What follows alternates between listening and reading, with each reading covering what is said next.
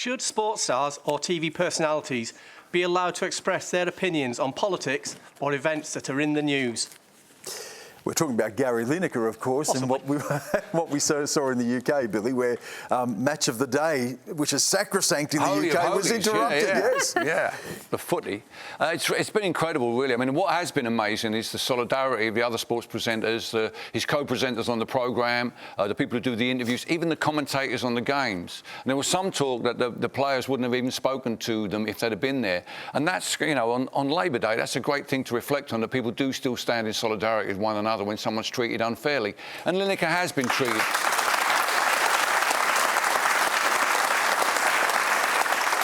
And Lineker has been treated unfairly when you think of some of the things that Jeremy Clarkson has said, you know, really out of order.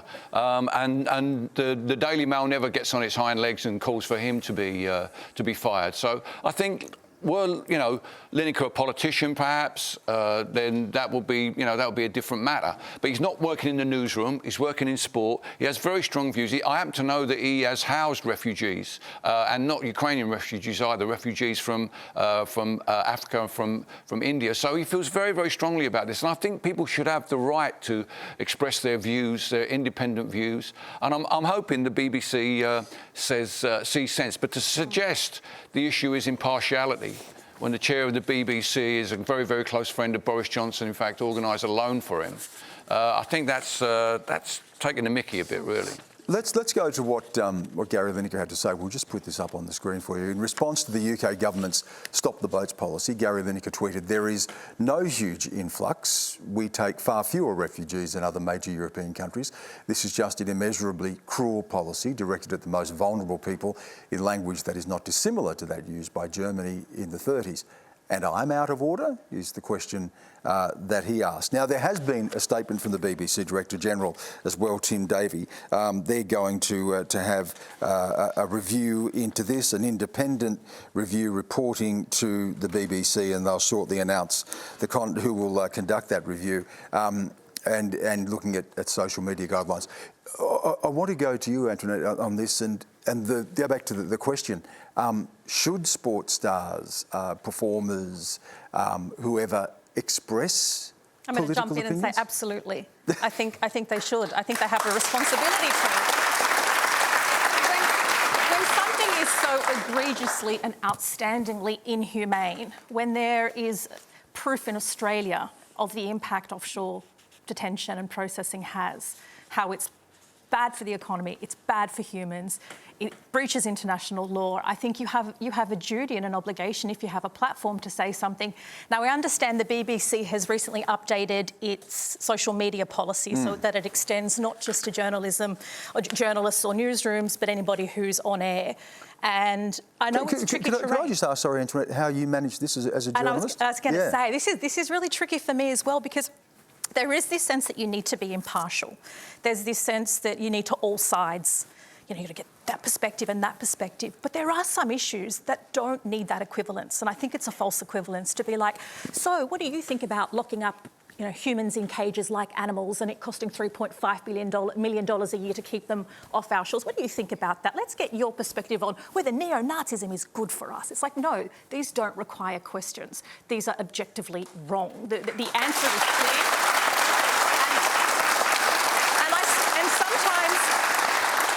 Stan, I'd imagine this is the same for you as a First Nations man. When you have skin in the game as well and are a journalist, it can be particularly tricky, and you can't just have in your Twitter bio, "Views are my own, not my employer's." And because when there is that lived experience, it's hard to separate yourself. So I'd imagine... And you're not at work all the time. And you're not at work all the time. Like, I imagine even with The Voice, I wanted, and I hesitated to put my position. You know, I want to be on the right side of history, and I think Australia needs to get this right. But I hesitated and thought, oh, should I put that out there, what I think? Equally, people like me who hail from the Middle East struggle really to weigh into the ongoing human rights atrocities and the apartheid-like state and the treatment of Palestinians. Again, that's an issue that needs balance. But when there's a power imbalance, sometimes the issue doesn't need power imbalance. Where there's a clear victim, sometimes it doesn't need a balance. And I think there needs to be a bit of room for people who have skin in the game, and when the data and the evidence proves so clearly who the victims are and who the perpetrators are, you should be able to Might just you give a quick response from our politicians here about this as well, Josh?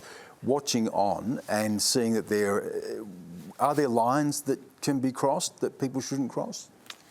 Well, I have real issues with government trying to strangle the fourth estate as a principle. I think that our job is to run the government, and the media's job is to be honest about what's actually happening and the decisions are being made. And it's a pretty dangerous game if the government tries to intercept that.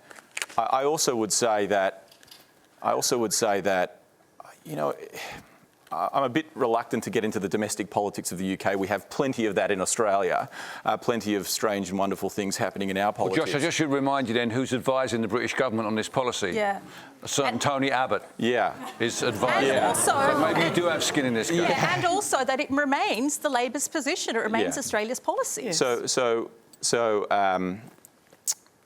Tony Abbott and I've actually never really had a conversation with Tony, but I certainly think that he and I are on different sides of this particular issue. On the issue of... You're still keeping offshore detention in so Macnamara. let me get to that. On the issue of offshore detention, we have, since coming into government, we're now down to, as far as the latest numbers that I've been given, is 54 people in Nauru, and we need to keep working until each and every person is off Nauru. That's the first thing to say. But you'll keep it open. But you will keep it open. Yeah, I know, and it is a pretty messy policy area, but I do think that you have to come at this from the premise that we can't be using vulnerable people as a political football. And if we get to the end of the term where we don't send anyone back there and that we empty off the offshore detention and we actually increase our humanitarian program, we've already changed the policy to get rid of Abbott and Howard's temporary protection visa and safe haven visas, short-term visas for bona fide refugees, 19,000 people in Australia. There is significant reform that has been done. The world hasn't fallen in. The boats haven't started.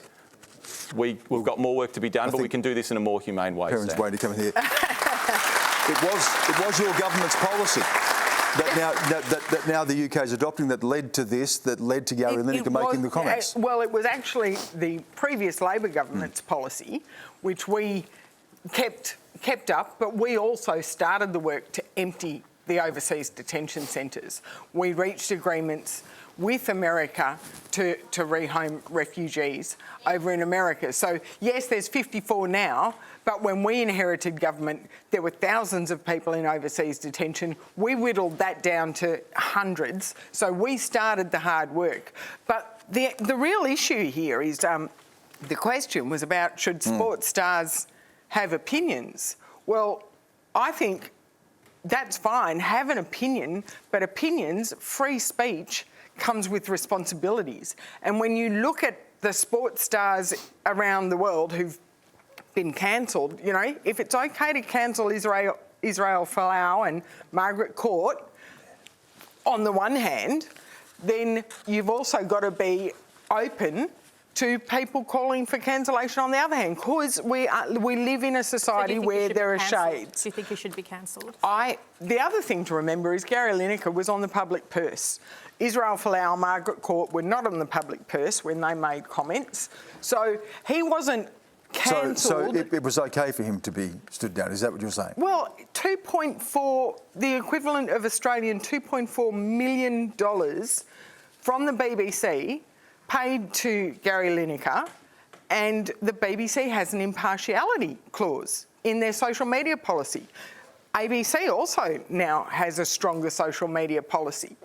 So if you are on the public purse and you've signed a contract that says you will abide by the social media rules, then you need to think about those before you make a statement. And if you want to make the statement, then, you know, think about the contracts you've signed. I'm a big believer in free speech of all platforms.